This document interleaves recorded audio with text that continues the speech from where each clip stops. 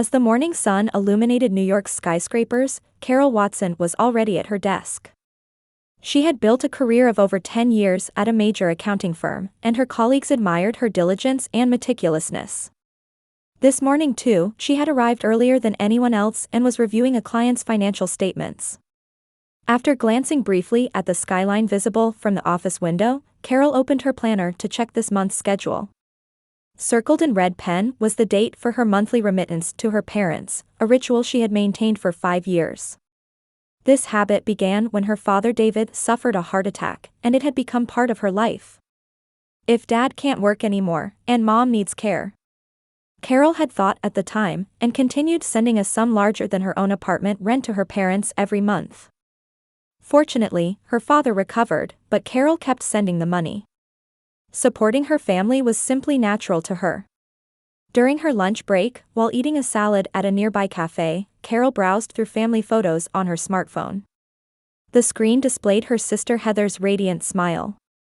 Heather had a flashy, sociable personality, the complete opposite of Carol. Looking at pictures of her sister, always the center of attention at parties, Carol couldn't help feeling plain, in comparison. Looks like she's uploaded new photos to Instagram, Carol murmured, checking Heather's latest posts. There were dozens of pictures showing dinner with friends at an extravagant restaurant. Though Carol sighed softly, she was relieved to see her sister doing well. Her parents, especially her mother Martha, had always been captivated by Heather. Your sister needs more attention because you've always been so responsible and never caused any worry, Carol had heard her mother say countless times. Her father David was also somewhat indulgent with Heather, trying his best to fulfill her capricious demands. Carol checked her bankbook and reflected on her repeatedly postponed dream of buying a small Manhattan apartment. Just a little more patience, she told herself. She had become passive about dating lately and didn't even attend the matchmaking parties her colleagues invited her to. Dedicating her time and money to work and family was now her way of life. In the evening, as Carol was preparing to leave the office after a meeting, her smartphone rang. It was her parents. Carol, wonderful news. Her mother Martha's voice was elevated with excitement. Heather's engaged. His name is Jason Clark, and he's a lawyer. He's a wonderful man, and we've met him. The wedding is in 3 months. My goodness, that's wonderful. Carol replied, genuinely happy. Please pass my congratulations to Heather. Of course, I'll attend the ceremony. Is there anything I can help with? Thank you, Carol. Well, there's a lot of preparation to do. Could you come home next weekend?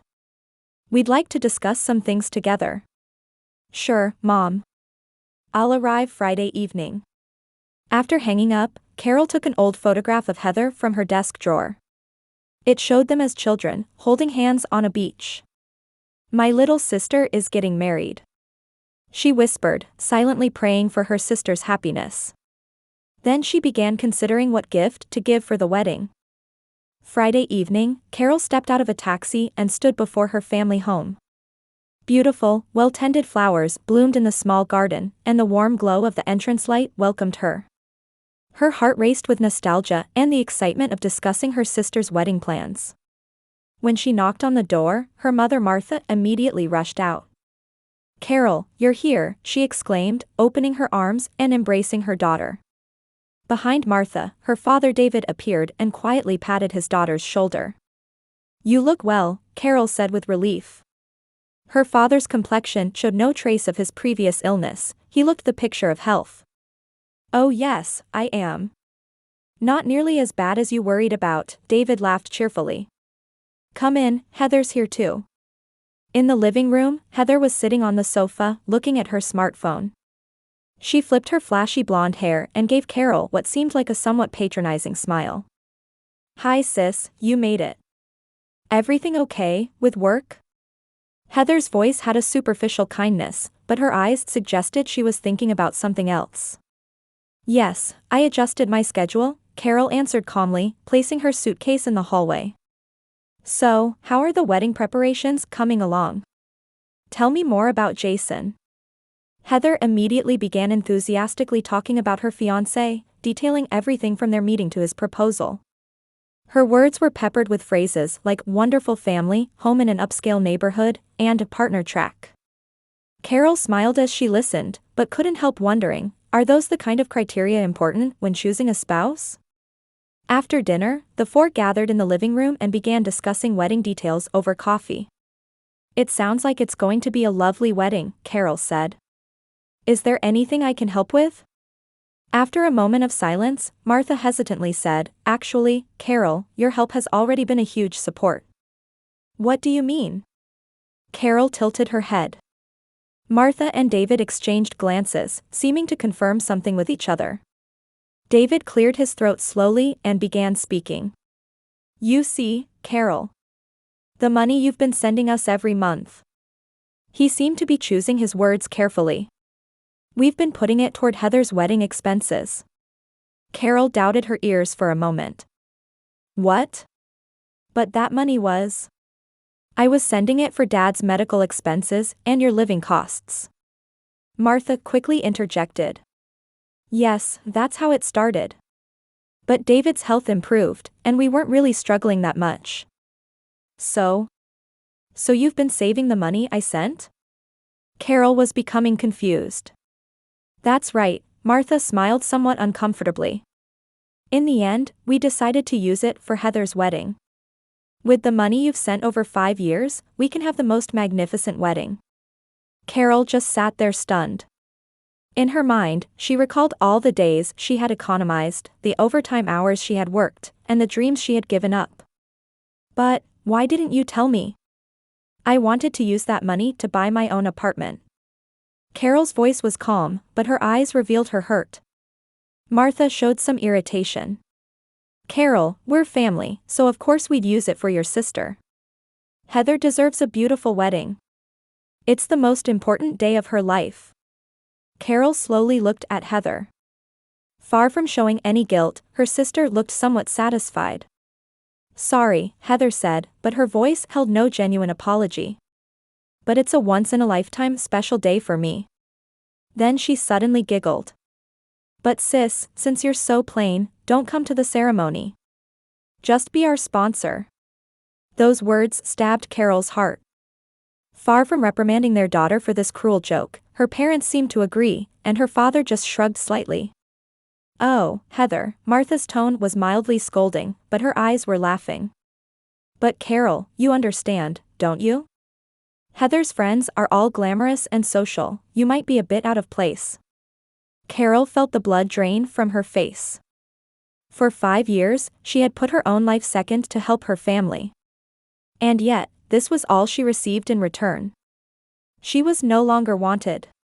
Only her money was needed. After a long silence, Carol suppressed her emotions and quietly said, I understand. I'm a bit tired, so I'll go to bed now. As she left the room, Carol turned and smiled. The smile may have looked perfect, but her eyes seemed devoid of any feeling. As she climbed the stairs, a plan was taking shape in Carol's mind. I've decided to prepare the perfect gift for my sister's wedding day, she vowed silently. What that a gift would be, no one yet knew. When she entered her room and closed the door, Carol cried for the first time. But these were not tears of sadness, they were tears of determination. When the morning sun shone through the window, illuminating Carol's cheek, she was already awake. Though she had barely slept, her eyes were calm and filled with resolve. She packed only necessities in a small travel bag and took a deep breath as she sat on the bed. Good morning, Heather's voice could be heard downstairs. She seemed to be chatting happily with her mother. Carol quietly left her room and descended the stairs. At the breakfast table, her father sat reading the newspaper. Good morning, her father looked up from his newspaper and said. Did you sleep well? Yes, perfectly, Carol smiled gently. I need to return to New York today. Some urgent work came up. What? Martha turned around with a surprised expression. But we were planning to discuss the wedding details. Carol took a sip of coffee and said in a calm voice, Don't worry. We can stay in touch by phone and email. I want to help with the preparations. Heather looked at Carol somewhat suspiciously but quickly became absorbed in talk about her own wedding. We've decided on an eternal moment, near Central Park for the venue. I was shocked by how luxurious it is. But thanks to your money, sis, we can have it at such a dreamy place. Carol just smiled. Wonderful. Eternal moment. I'll remember that. After breakfast, Carol called a taxi and said goodbye to her family. I'll be in touch, she said, giving Heather a light hug. Heather showed almost no interest and had already returned to her smartphone. In the taxi, Carol took out her smartphone and searched for the contact information for the eternal moment. 2 weeks after returning to New York, Carol entered the building through the back entrance of the eternal moment. She was greeted by Eric Johnson, the venue's senior manager, who welcomed her in her business suit. Ms. Watson, it's an honor to meet you, Eric greeted her politely. After hearing your story, we want to cooperate as much as possible. Carol nodded slightly. I appreciate your understanding of my situation. They entered a small office at the back of the venue. Documents were spread on the table, and a presentation was displayed on the monitor. As per your request, we're prepared to play the video message during the main ceremony, Eric explained. The host will introduce it as a surprise for the bride and groom at this timing. Carol took out a USB drive and placed it on the table. This is the video I've prepared. Could you test it? Eric inserted the USB into the computer and played the video. For the first few minutes, Carol's congratulatory message flowed, along with warm reminiscences about her sister. However, when the screen switched, it displayed formal bank statements and transfer records. These are the records of the remittances I've been sending to my parents for 5 years. $3,000 every month, totaling over $180,000, Carol's narration continued. The screen then switched to a conversation Carol had secretly recorded with her parents, acknowledging they had been saving that money. And this is how that money was used. Next displayed were photos of Heather's lavish parties collected from her social media accounts, posts showing off luxury brand items, and intimate photos with men other than her fiancé Jason. Additionally, evidence documents of Heather's significant credit card debt were shown. Jason, you seem like a good person, so you have the right to know the truth. My sister has been leading a double life with at least 3 men over the past 5 years. And currently, she has over $120,000 in debt. At the end of the video, Carol's serene face appeared, and she said, "This is my finest gift. The truth." When the video ended, Eric looked at Carol with a slightly strained expression. This is quite shocking content. Truth can be shocking, Carol replied matter-of-factly. My family has been using me for 5 years. I loved them, but to them, I was just an ATM. After thinking for a moment, Eric asked worriedly, are there any legal concerns? All evidence was collected legally. The recordings were made in states where one-party consent is legal. Social media posts are public information, Carol answered methodically. I'm an accountant. I've carefully calculated the legal risks. As the wedding day approached, Carol continued with her normal work routine and responded to calls and messages from her family as usual. Even to Heather's semi-commanding message, actually, don't come to the ceremony, okay, she simply replied, I understand, it's your special day. You should be the star. The night before the wedding, Carol was on her apartment balcony, drinking wine and looking up at the stars when her friend Lisa called. Are you sure about this? Lisa asked worriedly. She was one of the few people who knew about Carol's plan. Yes, Carol answered quietly. For 5 years, I sacrificed my own life to support them. And yet, what they did to me. Her voice trembled slightly. Tomorrow, it will all be over. The wedding day. Eternal moment was decorated more beautifully than Carol had ever seen. From a monitor backstage, she watched the invited guests gather in the hall. Her parents sat in the front row, looking proud. Jason's family also added elegance to the venue with their refined appearance that exuded wealth and status. It's about to begin, Eric said to Carol. Will you watch from here? Carol nodded. Yes, this is fine. The ceremony began, and the groom Jason stood nervously at the altar. The wedding march played, and Heather entered, escorted by her father David. Her dress was extravagant, making it immediately obvious how much of Carol's money had been spent on it. After the vows were exchanged and rings placed, the host stepped forward. "And now, we have a surprise for the bride and groom," the host said with a smile. A special video message from the bride's sister, Carol Watson. The screen in the hall descended, and the lights dimmed. For the first few minutes, as Carol's warm congratulatory message played, Heather smiled, though somewhat puzzled. However, when the screen changed and bank statements began to appear, Heather's expression froze. And as the true nature of her and her parents was revealed one after another, the venue fell silent. When photos of Heather with her lovers were shown, the groom Jason changed color and stood up. When evidence of Heather's debts was presented, his father also rose, watching the screen with a stern expression. When the video concluded with Carol's words, "This is my finest gift." The truth, the venue was already in an uproar. Carol quietly watched the confusion in the hall through the monitor. There were no tears on her face, just an expression of relief, as if something had ended. "Ready?" Eric asked softly. "Yes," Carol answered in a composed voice. "Let's proceed to the next step, as planned." The venue had fallen into complete chaos. Guests were looking at each other, whispering, and some had started taking videos with their phones. Heather stood in front of the altar, her face pale. "This is nonsense," she shouted in a trembling voice. "My sister is lying. She's just jealous." The groom Jason stood motionless, simply stunned. His eyes were dark with betrayal and anger. "Is this true, Heather?" His voice was quiet, but his words echoed throughout the venue. "No, Jason." Heather desperately grabbed his arm. "Those photos are old. They're from before we met." Jason's father stepped forward and placed a hand on his son's shoulder. "Son, we should leave," he said in a stern voice. "There's no need to continue this farce." At this moment, Carol quietly entered through the rear door of the venue. She walked confidently in a simple navy blue dress. All eyes in the venue turned to her at once. Her parents, David and Martha, stared at their daughter accusingly from the front row. "Carol, what have you done?" Martha cried out in a trembling voice. Carol walked calmly down the central aisle and stopped in front of the altar.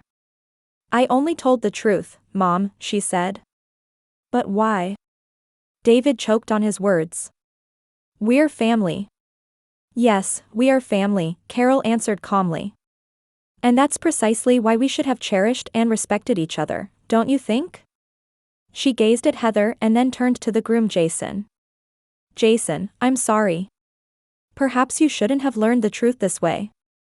But I thought you had the right to know everything before starting a new life." Jason stared at Carol for a long time, then quietly nodded. "Thank you," he managed to say. Carol took an envelope with documents from her bag. "Actually, I had prepared a different gift," she pointed at the screen on the stage. Eric received the signal, and a new image was displayed. It showed a bank account statement with a balance of $500,000. "For 5 years, I had also been saving for my sister's future. I had prepared this money as a down payment for Heather and Jason's new home." Gasps of surprise rose from the audience. Heather was speechless, and her parents were stunned. "But that money has now been donated to a charity called A Fresh Start," Carol continued. "This organization supports people who have been hurt by family betrayal." The screen displayed a donation certificate, confirming that $500,000 had indeed been donated in Carol Watson's name. "Family is built on trust," Carol said quietly. "You betrayed that trust. I will never be deceived again." The groom's father stepped forward and said to Carol, "Ms. Watson, I respect your courage. Thank you for revealing the truth to protect our family's honor." He looked sternly at Heather and her parents. "The Clark family does not associate with such dishonest people." "Dad." Jason raised his voice. "Son, it's decided," his father said with a resolute voice. "This engagement is over. Right now." Jason took a deep breath and gazed at Heather. I loved you, Heather. His voice was filled with sadness. But there's no future in a marriage built on lies. He removed the engagement ring from his finger and placed it on the altar. Goodbye. Heather collapsed in tears, crumpling to the floor. Martha and David rushed to their daughter's side, but unable to bear the cold stares around them, the three quickly retreated to the side of the venue. Carol stood quietly. What she had planned was completed, but there was no joy of victory. There was only a somewhat empty relief, as if freed from a long-carried burden. Eric came to her side. Ms. Watson, what will you do now? I'm leaving, Carol answered quietly. It's over. Before leaving the venue, Carol approached the groom's father. Mr. Clark, I'm sorry for the disturbance. No, you were brave, Mr. Clark took her hand. I can hardly believe someone as sincere as you came from such a family. Carol smiled slightly. Thank you. But I too turned a blind eye to the truth for a long time. Because they were family. When she left the venue, Carol didn't look back. The bright sunshine outside greeted her, suggesting a new beginning. A taxi was waiting, and as she opened the door, a voice called from behind. Carol. Turning around, she saw Jason hurrying toward her. Can we talk? He asked with a serious expression. Carol was a bit surprised, but nodded calmly. Of course. Why did you go so far? Jason asked quietly. That $500,000. Did you really save it for your sister? Yes, Carol answered honestly. I loved my family. But they only exploited my affection. I understand, Jason nodded deeply. Your sister was very captivating. But I'm glad I got to know the real her. Before the marriage. Carol lightly touched his arm, showing empathy. I hope you can make a fresh start. You too, Jason smiled slightly. They exchanged goodbyes, and Carol got into the taxi. To the airport, please, she told the driver. As the taxi drove away, Carol gazed out the window. Complex emotions swirled in her heart, but strangely, her heart felt light. Now free from the burden of 5 years, she was ready to reclaim her own life. 1 year later in New York. Carol was admiring the view of Manhattan's skyscrapers glinting in the morning sun from the balcony of her apartment. With a warm coffee in hand, she took a deep breath. 6 months had passed since she purchased this condominium, and she felt a quiet joy in finally having a place she could call her own. Carol, are you ready? Lisa's voice came from inside. She was Carol's best friend, and their bond had deepened since that wedding day. Yes, just a moment, Carol answered, finishing the last sip from her coffee cup. Back in the apartment, Lisa was reviewing documents in the living room. This charity program application is well written, she said with a smile. You're doing something truly wonderful, Carol. Carol nodded slightly. Thank you, she answered gently. Since I started participating in a Fresh Start activities, my life has truly changed. A few months after the wedding, Carol had begun volunteering with the charity she had donated to. And now, she was thriving as the program director for an initiative supporting people betrayed by family. Her accounting skills and personal experience were helping people facing similar situations. I hope the new support group launch gets approved at today's meeting, Lisa said as she put the documents in her bag. It will work out, Carol answered confidently. Her expression showed no trace of past wounds, only strength and peace. On the way to the office, Carol checked messages on her cell phone. There were contacts from colleagues and grateful messages from members of the support program. She now had true friends around her. Have you heard anything about Heather and your parents? Lisa quietly asked in the taxi. Carol answered while gazing out the window. A little. I heard from a mutual acquaintance. Heather is being pursued by debt collectors. My parents have lost credibility in the community and are struggling quite a bit. Do you regret it? Lisa asked hesitantly. Carol thought for a moment before answering. I don't regret it. But there is sadness. No one would have wanted family relationships to end that way. When they arrived at the office, Carol was warmly welcomed by program members. Under her guidance, many people were reclaiming their lives. After the meeting ended, Carol returned to her desk and was organizing the day's documents. "Ms. Watson, this arrived for you," the receptionist brought a letter. Looking at the envelope, she saw it was from her father, David. Carol stared at the letter in surprise. There had been no contact from her family for the past year. Quietly closing her office door, Carol opened the letter. "Dear Carol," her father's handwritten message began. "It has taken me months to write this letter. I didn't know where to begin." The letter detailed her father's remorse. How they had taken Carol for granted and exploited her love and generosity. How difficult their lives had become since Heather's wedding. And above all, his deep regret for what they had done to Carol. "Only after losing you did we understand how foolish we had been. I know we don't deserve to ask for forgiveness. I just hope you are well and happy. Someday, if you wish, I hope you might give us a chance to see you again." Carol finished reading the letter and gazed out the window. Complex emotions swirled in her heart. There was no longer hatred or anger. Just a quiet understanding and the possibility of healing that comes with time. "It will take time," she whispered softly. "But someday, when they show true remorse and make amends." Carol carefully placed the letter in her desk drawer and stood up. The view of the city from her window was beginning to be tinted by the sunset. A small smile formed on her lips. Having reclaimed her life and found a new purpose, she was now truly free.